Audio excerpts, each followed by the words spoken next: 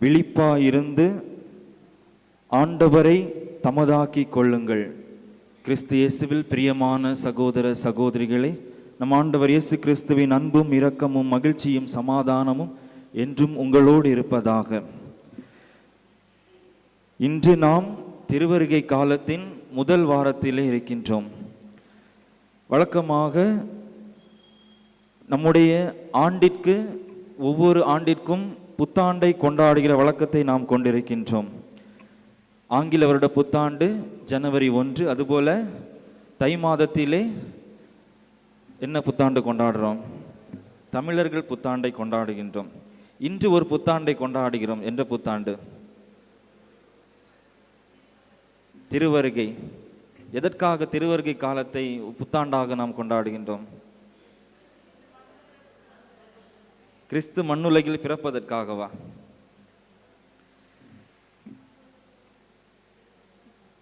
திருவெளிப்பாட்டு ஆண்டின் முதல் நாள் இன்றுதான். திருவெளிப்பாட்டு ஆண்டானது திருவருகை காலத்திலிருந்து தான் ஆரம்பிக்கின்றது. முதலில் திருவருகை காலம், அதை தொடர்ந்து கிறிஸ்து பிறப்பு காலம், அதை தொடர்ந்து பொது காலம், தவக்காலம், உயிர்ப்பு காலம், கடைசியாக பொது காலத்தோடு முடிக்கின்றோம். அப்போ இன்று நாம் திருவருகை காலத்தின் முதல் நாளை ஆரம்பிப்பதால் திருவெளிப்பாட்டின் புத்தாண்டை நாம் கொண்டாடுகின்றோம். ஆண்டவருடைய பிறப்பை முன்னிறுத்தி நாம் நம்மை தயாரிக்கின்ற ஒரு காலமாக இந்த திருவருகை காலம் அமைந்திருக்கின்றன. இந்த முன்னாடி என்ன இருக்கு? 5 கேண்டில் இருக்கா? 3 பர்பிள், ஒரு கேண்டில் பிங்க், இன்னொன்று ஒயிட்டு. 5 கேண்டில் இருக்கு. இந்த 5 கேண்டில் எதை குறிக்கிறது?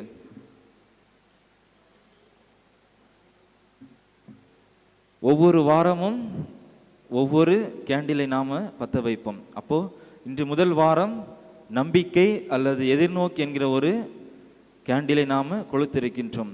இன்றைய வாரம் எதிர்நோக்கு அல்லது நம்பிக்கை. இரண்டாவது அன்பு அல்லது அமைதியா? அன்பா அமைதியா? அமைதி. ஜேம்ஸ் அமைதின்னு சொல்றாப்புல, அமைதி.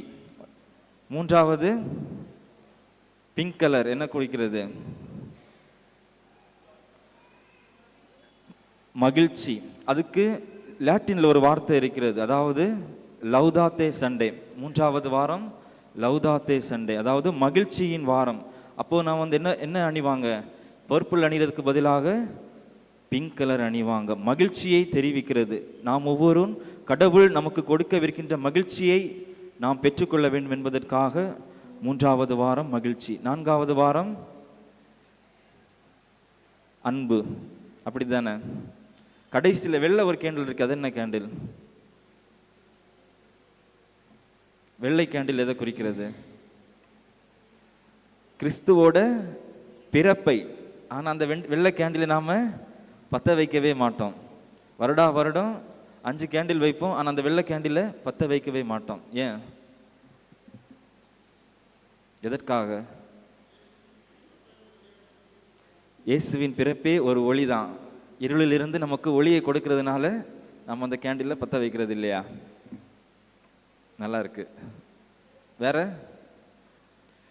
ஏன்னா திருவருகை காலம் முடிந்த உடனே எல்லாத்தையும் எடுத்துருவோம். கிறிஸ்து பிறப்பு விழாவை நாம் திருப்பள்ளி கொண்டாடுகின்ற பொழுது இந்த கேண்டில் எதுவுமே இங்கே இருக்காது. அதுக்கு முன்னாடி எடுத்துருவோம் எல்லாத்தையும். அதனால வெள்ளை கேண்டில் நாம் எப்போதுமே கொளுத்துறது கிடையாது. ஆனால் அந்த வெள்ளை கேண்டில் மெழுகுவர்த்தி ஆண்டவர் இயேசுவின் பிறப்பை குறிக்கின்றது. நம்மிடத்திலேயே ஆண்டவர் இயேசு பிறக்க இருக்கின்றார். அவருடைய வருகையானது நமக்கு மகிழ்ச்சியையும் அமைதியையும் சமாதானத்தையும் அன்பையும் நம்பிக்கையும் கொடுக்க இருக்கின்றது. எனவே இந்த திருவருகை காலம் நம்மை தயாரிக்கின்ற ஒரு காலமாக நம்மை ஆட்கொள்ளப்படுகின்றது. நாம் ஒவ்வொரு நாளும் நம்மையே ஆண்டவரை நோக்கி அவரை நம்மின் உள்ளத்திலே குடிகொள்ளவும் நம்மிடையே பிறப்பதற்காக நாம் நம்மை தயாரிக்க வேண்டும் என்பதை இந்த திருவருகை காலம் நமக்கு அழகாக எடுத்து சொல்கின்றது. கிறிஸ்துவில் பிரியமானவர்களே, இன்றைய இறை வார்த்தையும் நம்மை விழிப்பாக இருந்து ஆண்டவரை நம்மை வரவேற்க நாம் அழைக்கப்பட்டிருக்கின்றோம். எப்படி விழிப்பாக இருக்க வேண்டும்? இன்றைய நற்செய்தி வாசகம் நமக்கு அதைத்தான் சொல்லித் தருகின்றன. நோவாவின் காலத்தை போல ஆண்டவருடைய இரண்டாம் வருகையும் இருக்கும் என்பதை நமக்கு சுட்டி காட்டுகின்றது. மொத்தம் எத்தனை வருகை இருக்கிறது? எத்தனை வருகை இருக்கிறது? ஆண்டவரின் வருகை நானே காமிச்சேன் 3ன்னு. 3 வருகை இருக்கிறதா? 3ஆ 2ஆ? 2. என்னென்ன வருகை? ஆல்ரெடி ஒரு வருகை வந்தாச்சு. என்ன வருகை அது? கிறிஸ்துவின் பிறப்பு. ஆண்டவர் பிறந்து இந்த உலகிலே வாழ்ந்து சென்று விட்டார். அது என்னது? முதல் வருகை. இரண்டாவது வருகை தீர்ப்பின் வருகை, கடைசி நாள். அதுதான் இந்த நற்செய்தி சொல்லுது. என்னது? நோவாவின் காலத்தை மழை வெள்ளம் வந்து மக்களை அழித்தது போல பாவம் செய்கின்ற ஒவ்வொருவரையும் கடவுள் அழிப்பார் என்பதை இரண்டாம் வருகை நமக்கு தெளிவுறுத்துகின்றது என்பதை நற்செய்தி சொல்கிறது. அப்ப 3ஆம் வருகை என்னது? 2 வருகை மட்டும்தானா? 3வது வருகை கிடையாதா? கடைசி நாளா? 3வது வருகை கடவுள் நம்மோடு இருந்து கொண்டே இருக்கின்றார், வந்து கொண்டே இருக்கின்றார். எப்படி? தினம்தோறும் திருப்பலியின் வழியாக, நற்கருணையின் வழியாக கடவுளை, ஆண்டவர் இயேசுவை நாம் தினந்தோறும் பெற்றுக்கொண்டிருக்கின்றோம், சந்தித்து கொண்டிருக்கின்றோம். நம்முடைய அருகில் இருப்பவர்கள் வழியாக, நம்முடைய உற்றார் உறவினர்கள் வழியாக கடவுளை நாம் காண்கின்றோம். நாமும் கடவுளை மற்றவர்களுக்கு கொடுக்கின்றோம். அப்பொழுது 3ஆம் வருகை நம்மிடையே இருந்து கொண்டிருக்கின்றது என்பதை நாம் நம்ப வேண்டும். விழிப்பாக இருங்கள், மானிட மகன் எப்பொழுது வருவார் என்று யாருக்கும் தெரியாது என்பதை இந்த நற்செய்தி சொல்கிறது. வயலிலே 2 பேர் வேலை செய்து கொண்டிருப்பார்கள். அதிலே ஒருத்தர் எடுத்துக்கொள்ளப்படுவார், ஒருத்தர் விட்டுவிடப்படுவார். மாவரைத்து கொண்டிருப்பவர்களிடையே ஒருத்தர் எடுத்துக்கொள்ளப்படுவார், இன்னொருத்தர் விட்டுவிடப்படுவார். அப்போ எப்பொழுது ஆண்டவருடைய வருகை வரும் என்பதை நமக்கு தெரியாது. ஆனால் அறிந்து கொள்ளலாம். எப்படி? திருச்சபை நமக்கு அதைத்தான் இத்தனை நாளாக சொல்லித் தருகின்றன. திருவருகை காலம் ஆரம்பித்தாலே நமக்கு என்ன சொல்லுகிறது? விழிப்பாக இருங்கள், ஆண்டவர் எப்பொழுது வருவார் என்று தெரியாது, எனவே விழிப்பாக இருங்கள். எந்த ஒரு பாவமும் செய்யாமல் கடவுளுக்கு உகந்த பிள்ளைகளாக வாழ வேண்டும். ஆண்டவருடைய வருகை நமக்கு தெரியாது, ஆனால் அவர் வருவது கட்டாயம் என்பதை நாம் அறிந்திருக்கின்றோம். அந்த அறிந்ததை நாம் நம்முடைய வாழ்வில் கடைபிடிக்க வேண்டும். பாவம் செய்யாமல் கடவுளுக்கு ஏற்ற பிள்ளைகளாக வாழ வேண்டும் என்பதை நாம் அறிந்திருக்க வேண்டும். கடவுள் வருகை தெரியாதிருந்தாலும் கூட அவர் வருவதை நாம் அறிந்திருக்க வேண்டும். நம்முடைய வாழ்வை கடவுளுக்கு கொடுப்பதன் வழியாக நம்மை முழுமையாக பாவம் இல்லாத மனிதர்களாக கடவுளுக்கு ஒப்படைப்பது நம்முடைய வாழ்வாக இருக்கின்றது. இந்த உலகிலே வாழ்கின்ற பொழுது அதற்காக நாம் தயாரிக்க வேண்டும் என்பதை இன்றைய நற்செய்தி நமக்கு சொல்லித் தருகின்றன.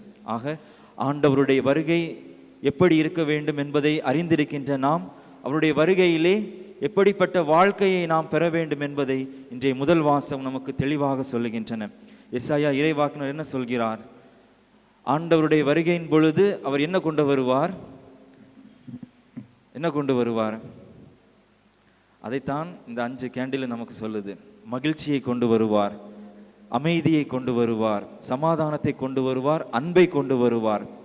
ஆண்டவர் வருகின்ற பொழுது இந்த உலகிலே என்ன இருக்காது? ஒருவருக்கு ஒருவர் இடையே சண்டை சச்சரவு இருக்காது, போர் இருக்காது.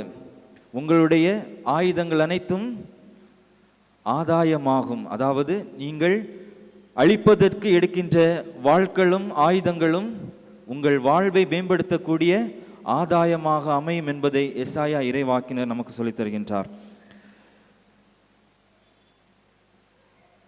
இந்த ஐநா சபை கேள்விப்பட்டிருக்கீங்களா? ஐநா சபையில் ஒரு கல்வெட்டு பொறிக்கப்பட்டு இருக்கின்றது. எசாயா இறைவாக்கினருடைய கல்வெட்டு அதிலே பொறிக்கப்பட்டிருக்கின்றது. என்னவென்றால், நாட்டிற்கும் இடையே போர்கள் ஏற்படாது. உங்களுடைய வாழ்வு என்னவென்று கடவுளால் ஆசீர்வதிக்கப்பட்டு நீங்கள் ஒருவரை ஒருவர் அன்பு செய்து வாழ்வீர்கள் என்பதை அந்த ஐநா சபையிலே கல்வெட்டாக பொறிக்கப்பட்டிருக்கிறார்கள். அப்போ ஆண்டவருடைய வருகை என்பது நமக்கு தெளிவான விளக்கத்தை நமக்கு கொடுக்கின்றது. நம்முடைய நம்பிக்கையையும் மகிழ்ச்சியையும் சமாதானத்தையும் கொடுக்கவிருக்கின்றது. எனவே அத்தகைய நம்பிக்கையையும் அமைதியையும் மகிழ்ச்சியையும் நம்முடைய வாழ்வில் நாம் பெற்றுக்கொள்வோம். அதை மற்றவர்களோடு பகிர்ந்து கொண்டு வாழக்கூடிய மக்களாகவும் நாம் வாழ வேண்டும் என்பதை இந்த முதல் வாசகத்தின் வழியாக எசாயா இறைவாக்கினர் நமக்கு தெளிவாக சொல்லுகின்றார். இந்த முதல் வாசகத்தின் பின்னணியை பார்க்கின்ற பொழுது அந்த மக்கள் போர்களினாலும் அடிமைத்தளத்திலிருந்து வெளிவந்த பிறகு கடவுளை நோக்கி செல்கிறார்கள். காரணம், கடவுள் அவர்களுக்கு எல்லா விதமான ஆசீர்வாதங்களை கொடுப்பார் என்ற நம்பிக்கையோடு கடவுள் வசிக்கின்ற அந்த மலையை நோக்கி செல்கிறார்கள். நாமும் நம்முடைய வாழ்விலே பலவிதமான துன்பங்களை பட்டிருக்கின்றோம், துயரங்களை பட்டிருக்கின்றோம். ஆனால் கடவுள் ஒருவரே நமக்கு அமைதியையும் நன்மையும் தரக்கூடியவர் என்பதை அறிந்திருப்பதால் நாம் ஒவ்வொரு நாளும் அவரை நோக்கி செல்பவர்களாக இருக்க வேண்டும். எப்படி தினம்தோறும் திருப்பலியில் வந்து நாம் ஆண்டவரை பெற்றுக்கொள்கின்றோம், அதுபோல தினம்தோறும் கடவுளை தேடி செல்லக்கூடிய மக்களாக நாம் வாழ வேண்டும். அதற்காக நாம் விழிப்பாக இருந்து நம்மை தயாரித்து கொள்ள வேண்டும். கடவுளை பெற்றுக்கொள்ள வேண்டும் என்றால் நாம் நம்மை தயாரித்து கொள்ள வேண்டும். நம்மிடையே இருக்கின்ற தீய எண்ணங்களையும் தீய சச்சரவுகளையும் கோபங்களையும் அனைத்தையும் விட்டுவிட்டு கடவுள் ஒருவரே நம்முடைய வாழ்க்கைக்கு அச்சாரமாக இருக்கின்றார், நம்மை ஒவ்வொரு நாளும் வழிநடத்தக்கூடியவராக இருக்கின்றார் என்பதை நாம் அறிந்து கொள்ள வேண்டும். எனவே நம்முடைய வாழ்வை மாற்றிக்கொள்ள வேண்டும் என்பதை இன்றைய இரண்டாம் வாசகத்தின் வழியாக புனித பவுல் நமக்கு தெளிவுபடுத்துகின்றார். இருளிலிருந்து ஒளியை நோக்கி செல்லுங்கள், உங்களுடைய உறக்கத்திலிருந்து எழுந்து விடுங்கள். உறக்கம் என்றால் என்ன? நம்ம தினந்தோறும் நைட்டு தூங்கி காலில் எந்திரிக்கிறது இந்த உறக்கத்தை சொல்கிறாரா? இல்லை, நம்முடைய பாவ வாழ்க்கையிலிருந்து எழுந்திருங்கள். உறக்கம் என்பது இங்கே உங்களுடைய கடந்த வாழ்க்கையை சொல்கிறது. பாவ வாழ்க்கையிலிருந்து நீங்கள் வெளிவந்து ஒளியாம் கடவுளை நோக்கி செல்லுங்கள் என்று புனித பவுல் நமக்கு சொல்கின்றார். ஆக அன்புமிக்க இறை சமூகமே, கடவுளை பெற்றுக்கொள்வோம். இந்த திருவருகை காலம் நம்மை கடவுளின் பிள்ளைகளாக வாழ நம்மை அழைப்பு விடுக்கின்றது. கடவுளின் பிள்ளைகளாக வாழ்வோம். நம்மிடையே இருக்கின்ற அனைத்து தீய எண்ணங்களையும் சச்சரவுகளையும் அகற்றி கடவுளின் பிள்ளைகளாக அன்பின் வழியிலும் இரக்கத்தின் வழியிலும் மகிழ்ச்சியின் வழியிலும் சமாதானத்தின் வழியில் வழி நடத்த நாம் அழைக்கப்பட்டிருக்கின்றோம். எனவே அத்தகைய வரத்திற்காக இத்திருப்பலியிலே நாம் தொடர்ந்து ஜெபிப்போம். ஆமென்.